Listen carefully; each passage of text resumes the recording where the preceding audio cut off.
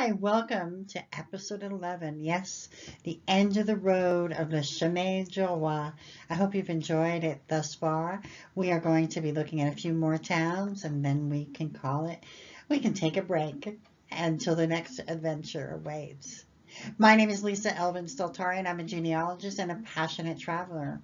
As a genealogist, I constantly am looking at different towns, different places, and unless I've done the history and I've looked at the map, it really is like being a traveler without that roadmap, or in today's vernacular, without GPS.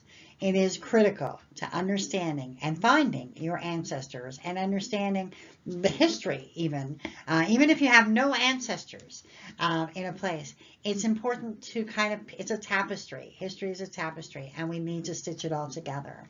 So with that being in mind, as was doing research in this particular area of Quebec, I kept saying, I've got to go here, I've got to go there. And then I began kind of creating my own little roadmap. And then I realized they were, many of them were along the road of Le Chemin du Roi.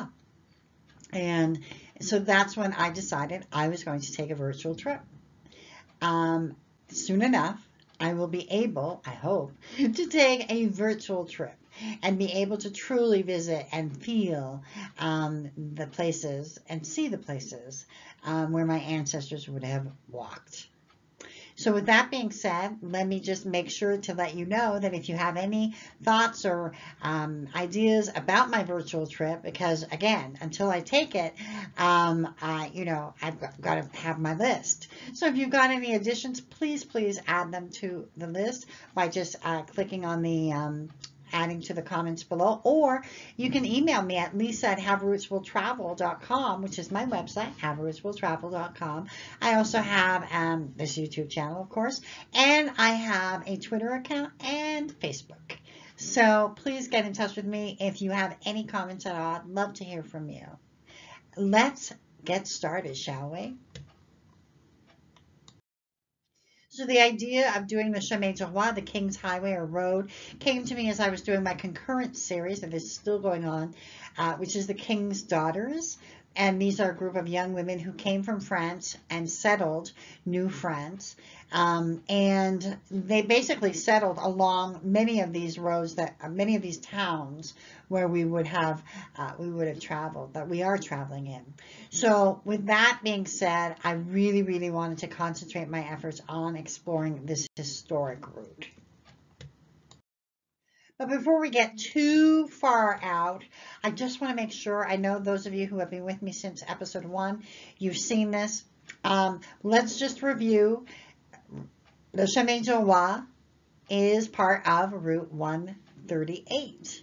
Route 138 is a very long road. It goes from Blanc-Sablon up north in Quebec to down south on the American New York-Quebec border in a place called Elgin, Quebec. It's a whopping 880 miles or 1,420 kilometers. It is obviously a incredible road that actually the Route 138 will encompass 5 of the 17 regions of Quebec. And so it really does cover a huge chunk if you actually want to take that entire road. It's an amazing road, let me tell you. And it goes from starting in Blanc-Sablon in the Côte Nord, then we have the Capitale Nationale region, then we have Mauricie, then we have Lanaudière, and then the Montérégie area. So this is a huge part of the population of Quebec, if you will. Now, the part of the highway is known as Le Chemin du Roi, and this is where that line, the red arrow on the right side of your screen, it points to Quebec City, and the one that points to the left is to Repentigny. That's the end of the highway as we know it today. And it is one of the oldest highways in Canada, and it's this road we're going to be traveling on. And how did it get started? In 1706, the Conseil Supérieur of New France decreed that he wanted a road. They wanted a road to be built between Quebec City and Montreal. And so, in true government fashion, 25 years later, they started. 1731, the work was began under the supervision of Le Grand Boyer Eustache Lannolier de Boisclair, and it was completed in 1737, which is, I think, remarkable. You know, I've had construction projects that have taken longer than that in today's world. Upon completion, the Chemin was 7.4 meters or 24 feet wide and over 280 kilometers, about 170 miles long, and crossed 37 seigneuries. If you have ancestors in Quebec, the chances are great that one of your ancestors lived along this road or lived on one of these seigneuries. The Chemin du Roi at the time was the longest road in existence north of Mexico. In 1910, it did get cut short when Montreal decided, yeah, we don't want to do this anymore. And so they took down the markers and they said, okay, this is now known as Gouet Boulevard. So if you're traveling in Montreal on that portion of Gouet Boulevard, know that it will lead you to Le Chemin du Roi. I personally am going to do that journey just so that I can say I did the complete journey. And the Chemin du Roi was the first roadway that truly, first of all, built between Quebec City and Montreal that could encompass wheeled travel, which obviously doesn't mean cars, but rather carriages. And I think, like all roads, they connected the people. They solidified their culture. They helped them to create community. All of these are parts of what roads do. And I think the Chemin du Roi obviously created that sense of solidarity that was so important for this culture to have existed for this long and still exists to this day. So I think the road is part of that. It was the essence, the beginning of that. So before we get a little too ahead of ourselves, I call this the reality principle. Are we there yet? The road itself is only 2 hours and 20 minutes or so, says Google, if you travel from one end to the other. So, if you're just traveling and just not going to stop anywhere, that's how long the road will take you. Along the way, however, you will see those signposts, Chemin du Roi, and also the Vieux Chemin. You'll see different municipalities have their take on it. I fully intend to take my picture along the way. My husband knows this already and knows that this is going to happen. So I will be like, honey, stop here. So this is what you do when you're doing a virtual trip. It's easy. When you are doing the actual trip, I think it's going to be really amazing, and I fully intend to videotape all of it and share it. And today we are visiting L'Assomption. This is the first city where we're not actually on Route 138, but rather where we join up for Route 40 for a time. So this is kind of an interesting take. L'Assomption is a city of about 20,000 people. Remember I told you that the population was going to get bigger as we got closer and closer to Montreal? This is an example. And you can see how beautiful. L'Assomption has always been truly a beautiful, beautiful location. Even though I didn't live there when I was growing up, we always heard about L'Assomption and how beautiful it was. So let's have a look at L'Assomption and its history. In 1647, Pierre Le Gardeur de Repentigny acquires the L'Assomption Seigneurie.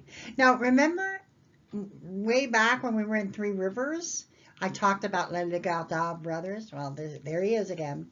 So in 1648, unfortunately, Pierre dies at sea. His widow inherits the land. Nothing happens really with L'Assomption. By 1670, the new seigneur he inherits, he gets of age, Jean-Baptiste Le Gardeur de Repentigny.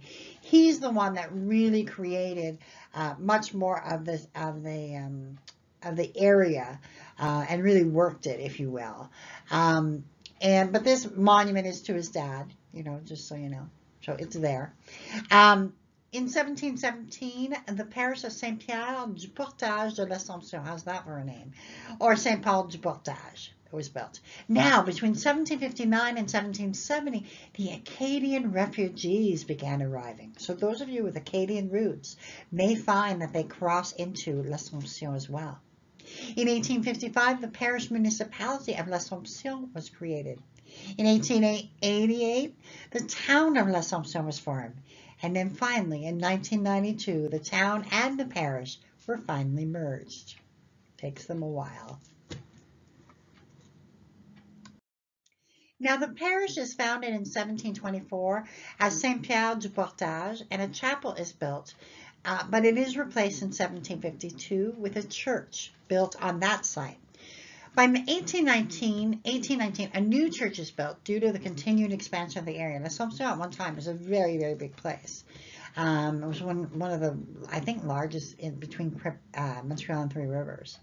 By the mid-1800s, the church becomes attached to a new diocese out of Montreal, and then expands the current church in 1863 and is now known by its current name. So Saint-Pierre du Portage, that's enough. So if you got people that actually came from this area at that time, you're going to find it in those parish records.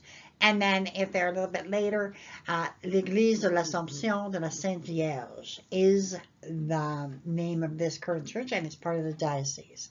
So that's a big deal. So by 1904, it is part of the Joliette diocese.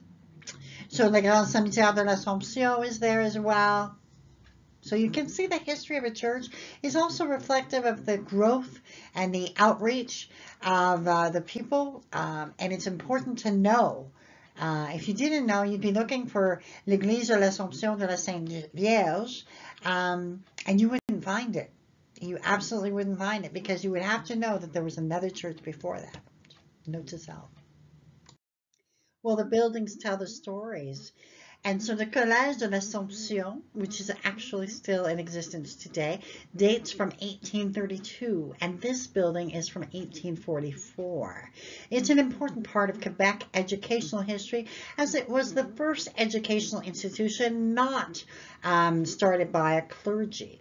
So I've attached the information for you to have a look at that as well. Le Vieux Palais is the old building, the old municipal building that dates from 1811. Can you imagine? And it was acquired by the city of l'Assomption in 2020. So this is brand new information. And they are actually transforming it into kind of an educational museum situation. So I hope that by the time I visit, it will be open to the public. So I've also included the information there for you to get, if this is something that you'd like to visit, definitely you can get more information and more up-to-date information. And finally, we have Le Chapelle Bon-Secours that was begun in the late 1700s, I believe, and was rebuilt in the 1800s.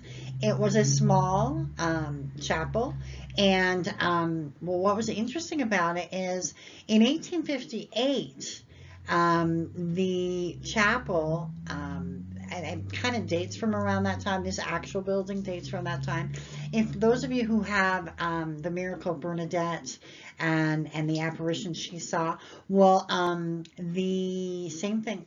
It began in this church, this chapel began having those kind of miracles as well for a time. And they would leave crutches and things like that. And I believe they still were there in the church until the renovations of 1965. So this was a very popular place where people would go to get healed. So it's just remarkable to see it, and it definitely is something that you can visit. Well, as you all know by now, I love to eat and I love exploring new things. So first off, I selected l'Érablière d'Autrefois, which really is a maple of yesteryear. It's a maple sugar shack, and it's usually open those 2 months of the year. But check them out, as they might have other tours or other kinds of meals that you might partake in as well, if you want to see an authentic sugar shack of Quebec. Benny and Company, I'm including in here just because this is a local chain of Quebec, actually. So get your chicken fix. Your coffee fix is got to be Tim Hortons. Now, le Resto de l'Asson, I found this when I was researching l'Assomption, and it turns out there's a bit of a poutine scandal here. Well, apparently, the Premier of Quebec François Legault, who is from L'Assomption, tasted this and declared that their poutines were among the best in Quebec. Now, as you all know, or might not know, I am the daughter of Drummondville. I am a daughter of Drummondville, which lays claim to the poutine, the crown of poutines, and Le Roi du Cep, and that is where poutines got their start. That is what I know, or I believe. There are other people that lay claim to poutines. So we take our poutines very seriously, is all I'm trying to say, from Drummondville. So this Resto de la Somme, I have got to go and try this out and check it out. I will keep an open mind. The last place was just a very nice, in an older building. So again, it keeps up with the historic theme. It's called L'Ange Cornu, which literally means horned angel, and is housed in the historic house, and the menu is totally contemporary and innovative. There's live music in the evenings, I'm told, and it's next to a theater, so you can make an evening out of it, which I plan on doing. So it looks just charming, absolutely charming. So next we're looking at Saint-Sulpice. Now we're back to the smaller villages. This one has about 3,000 people. It was in 1640 that the territory of what was to become Saint-Sulpice was granted to the Associates of Montreal. They transferred it to the Sulpicians in 1663, and that became the name of the seigneurie, the municipality, and the parish. For once, everybody's in accordance. It always was called Saint-Sulpice, okay? And if you recall, those of you who watch my videos, a lot of the young women coming from France would be coming from a section of Paris, Saint-Sulpice, which is a parish. So it has a connection to France, a direct connection, in my mind anyway. So the parish was founded in 1702, so the church records will be in existence, and a church was built in 1706, which was used until about 1723, when a second church was created, and that would last until the 1800s. The Archbishop of Quebec in 1830 ordered a grand church, which was built in 1832. Major renovations were undertaken throughout the 1800s, but this is one of the oldest churches that still stands. The Cimetière de Saint-Sulpice has been open since 1706, one of the oldest I have seen in continual operation. I'm not sure if Resto Saint-Sulpice is the only restaurant in town, but it looks so charming and is open for breakfast and dinner. And they have a Facebook page, so I definitely think that would be something to look into. Also, I have a feeling they have a lot of parking, so as an RVer, I'm thinking that might be definitely worth checking it out. So now we come to the end of Le Chemin du Roi. We've gone from Quebec City to Repentigny. This is the end of Chemin du Roi, the modern Chemin du Roi. It does not include Montreal, but we are getting close. This is a modern city of about 85,000 people. It definitely is one of the cities that is growing, and definitely as people move out of the city, Repentigny is a normal, a classic place that they could go to, and certainly work and live. Working in Montreal, living in Repentigny is totally done. The beginnings of Repentigny are found in 1670 when Jean-Baptiste inherits the land of both L'Assomption and Repentigny. Not much happened in Repentigny for about the first, I would say, 250 years. There was only about 30 people inhabiting. In the next slide, I'm going to share with you those founding fathers. And but it kind of mumbled along, and it kind of grew very, very slowly. And by 2002, Repentigny merged with the city of La Gardère on June 1st, 2002. And the city's area doubled in size, and the population grew by 70%. So you can imagine, even though there's 85,000 people, you can imagine that the city of Repentigny grew that much. So it had still remained fairly small. I took this information directly from the wonderful website that I list in the notes section. But you can see that these are the founding fathers, and these are the people that would have existed or would have had land, you know, probably from 1700s or so, were there at the earliest, before there was even a Repentigny, in other words, when it was just barren land. And they helped create it. So if you want to pause and just look at the names in case you're looking for a name that would be connected to you, I included it because I just think it's neat when a city takes the time to honor its pioneers. I love that. Love that. I wish more cities did that. Well, here we come up with l'Église de la Purification de la Bienheureuse Vierge Marie. How's that for a whole name? And it is the Church of the Purification of the Good and Virgin Mary. I guess that's how I would translate it. And it is built in 1723, and it's one of the oldest churches in Quebec. The Cimetière de Repentigny also dates from 1786. So the buildings tell the story. The seigneur of any seigneurie was supposed to supply a flour mill for the tenants on his land. Jean-Baptiste Lagardère did have a flour mill on his land at one point, but when this was destroyed, he did not replace it. Sounds like a lot of landlords I've had in my life. So the tenant farmers built their own. So at one point there were so many of them. And so you either had to build your own or you had to go to different localities to get your grain. They would have to go to Saint-Sulpice, some of them, or La Chênaie, or Pointe-aux-Trembles even. At one point, I think there were as many 30 mills here. Here are two that survive that you can actually see. Le Moulin à Vent windmill, Grenier. Around 1820, François Grenier had a mill built, and he in turn would give it to his son, also named François.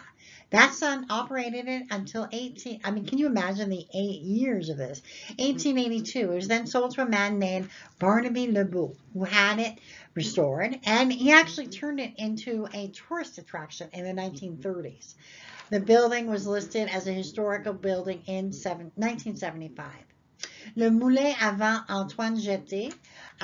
This was first erected by Antoine Jeté in 1823 actually, and remained in the family until 1896 when it was sold to another farmer, Arthur Levellier. But ultimately, the windmill ceased to operate just before World War I. The Antoine Jeté windmill was listed in 1976. And it has been protected area since 1978. So both of these are places that you can visit. Well, there's always Quebec art and history. And the Centre d'Art Diane Dufresne. Diane Dufresne is a very famous singer and artist in Quebec. And this is her Centre d'Art. I'm assuming she comes from Repentigny. And the Centre d'Exposition de Repentigny tells the tale of the history of Repentigny, and would be interesting as well for and I do not have any direct ancestors in Repentigny, but I definitely want to learn more about it. So definitely want to go in there as well. Now that we're on the final leg of our journey, I want you to eat like a real Quebecer. Okay, so here's some things that are, to me, essential, quintessentially Quebec. So we have Shekara, which is I think we've talked about it before, Shekara and Exquis. I don't think we've talked about Exquis. I've eaten at both of them, love them both. I believe Cora has many franchises. Exquis, I think, has some, but I'm not sure. And one of the things I love in both of those places is, although I don't eat beans anymore, they have baked beans, which are my favorite thing.